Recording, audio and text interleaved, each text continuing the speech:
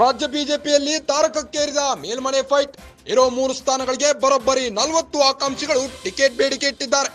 ಜಾತಿವಾರು ಪ್ರಾದೇಶಿಕವಾರು ಆದ್ಯತೆ ಸವಾಲಾಗಿದೆ. ಇದರ ಜೊತೆ ಮಹಿಳೆಯರಿಗೆ ಅವಕಾಶ ನೀಡುವ ಚಾಲೆಂಜ್ ಎದುರಾಗಿದೆ. ವಿಜಯೇಂದ್ರ ಹೆಗಲಿಗೆ ಅಭ್ಯರ್ಥಿ ಆಯ್ಕೆ ಜವಾಬ್ದಾರಿ ನೀಡಲಾಗಿದ್ದು, ನಿನ್ನೆ ನಡೆದ ಕೋರ್ ಕಮಿಟಿಯಲ್ಲಿ ಮಹತ್ವದ ತೀರ್ಮಾನ ಕೈಗೊಳ್ಳಲಾಗಿದೆ.